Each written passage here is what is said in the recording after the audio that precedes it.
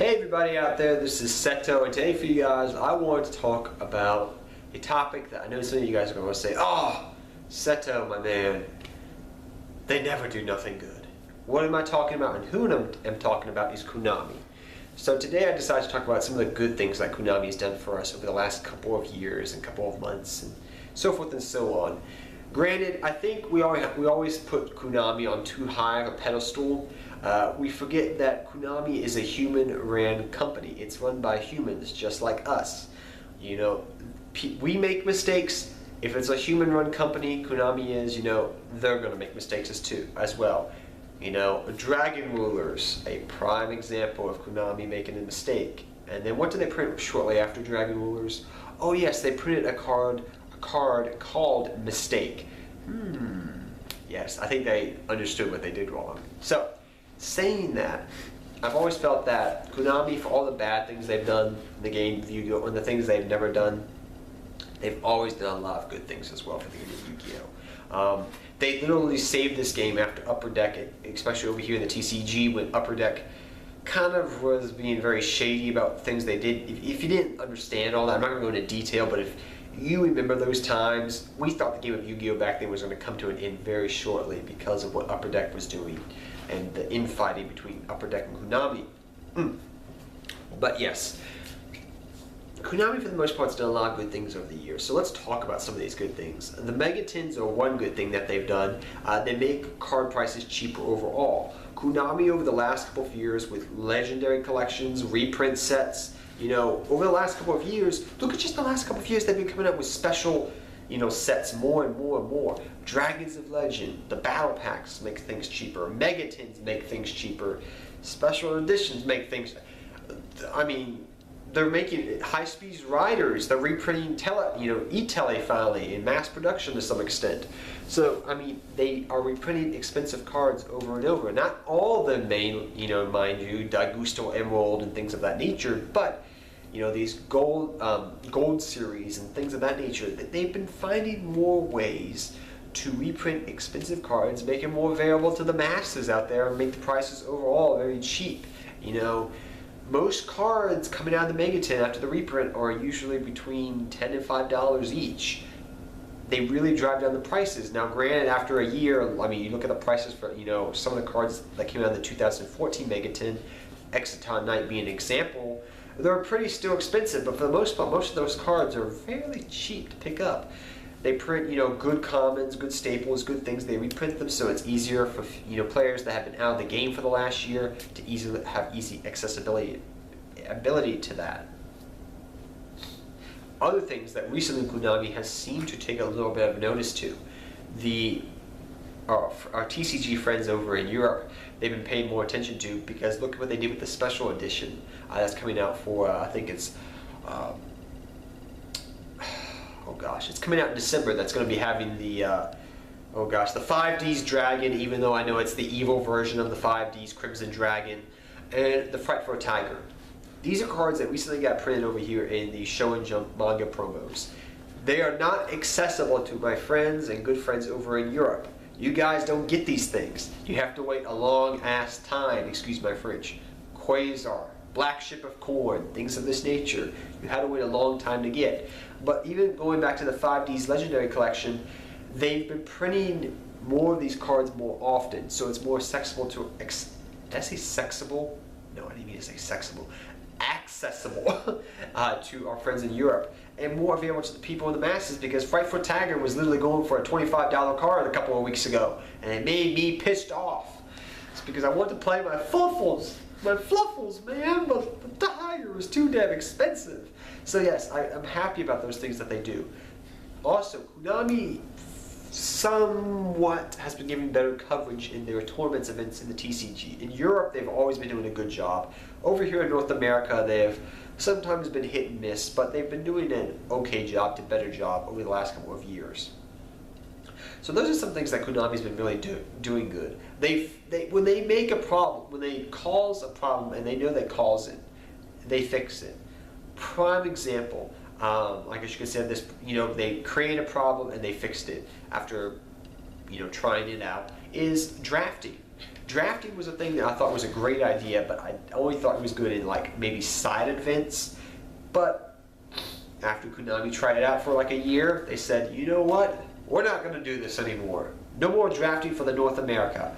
You know, back to the old ways of Yu-Gi-Oh! So when they make a mistake, they try to correct themselves in the best way possible. I have to admit that.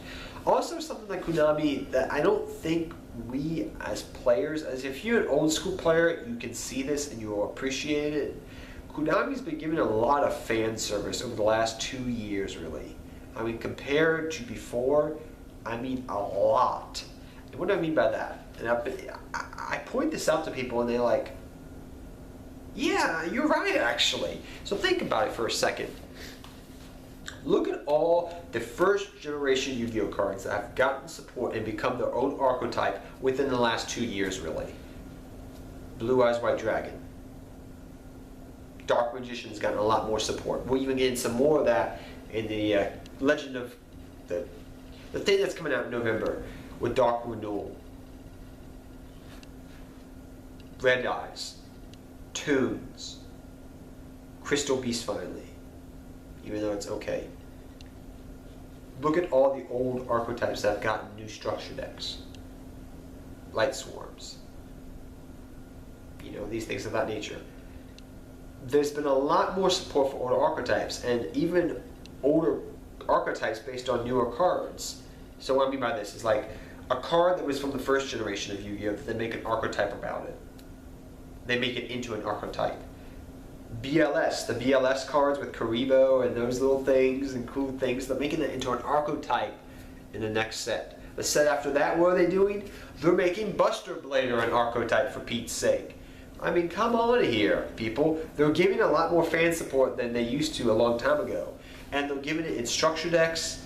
You know, Synchron's got their own structure deck. They gave them good support. They make them really, really good. They have been giving more fan support to the players. Harpies, another example.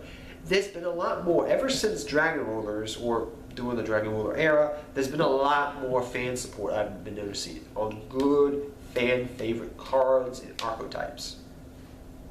So I've been very proud of Konami that they've been doing that. That's something I've been wanting, because before it was hit and miss with the fan support cards, with the good cards. I mean, they would give the legacy support to some cards, and it would be like, ugh, that doesn't help at all. And granted, they do hit and miss sometimes, but when they're doing it now, they're doing it right more, I noticed. So those are some things I've been noticing Konami's been doing good for us. Making cards cheaper to available to the masses more, making this game available for older and newer players, and players getting back in the game more. They have great side events. If you've ever gone to a YCS, go to one. I would highly suggest it. You will have fun doing the side events with the big cards and everything like that, winning those and the little side events they have. It's really fun. And maybe one day they'll adopt older formats that people can play in. I mean, it's hit and miss with that, but they can adopt special ways. I think the Monster League and Monster Pack, the battle packs really were a cool idea by Konami. And granted, maybe they'll revisit those later down the road. Maybe not right now, but I think they were a very interesting idea and interesting concept for a side event that Konami could do eventually. I mean, there's so many ideas Konami can play with and implement, and they're trying new things out more and more readily, because this game is starting to become older and older, and more. There's more players that were playing it when they were 10 and now are going on to their 25s and 27s and 28 years old now, and they want to keep enjoying this game. And I've even seen, like I've said before, I've seen, kids that played this game when they were little teaching their 8-year-old and 10-year-old how to play this game now. And it's really cool and interesting. You're seeing it go on to the new generation, just like Pokemon is to some extent. So Konami's been doing a lot of good things. And I think going forward, I somewhat trust Konami, somewhat trust you, but I believe that they do have the player's best interest at heart to some extent. They have to. Even though they may be about making money, they know what the players really want to some extent sometimes. Yes, they've made mistakes, but you have to keep in mind they are human. They're human. They're not Yukimoto himself, who wins almost every duel by some random chance, by having all 5 pieces of Exodia in his random deck. So that's just my thoughts, guys, on some of the good things I feel like Konami does for us as players. they've been giving more special type of sets out too lately, and we're getting more of the OCG cards faster over here than we used to. I mean, we had the World Superstars set come out earlier this year. That was something completely new that we've been asking for years, where we would get a lot of major imports over here right away. And probably next year, I got a feeling we're going to get another one of those. So it's something that Konami's been doing a lot of good things, I feel like. And I look forward to seeing the other good things that Konami does going into the future. So tell me, do you think Konami does a lot of good things? I mean, yeah, they do stupid things, yeah, they do bad things, but do you also feel like they do some good things for the game of Yu-Gi-Oh! As well? And what are those things? Maybe I missed something, but tell me down below, guys. And until next time, take care, have fun dueling, good luck dueling, and I'll see all of you guys next time. Seto Kaiba, I'm out for till next time, and good luck dueling to all of you. And I do apologize, guys, I'm still sick when I'm making this video, so I sound very congested, so I do apologize. But take care, everybody. Seto Kaiba, I'm out for you guys, and good luck dueling to all of you.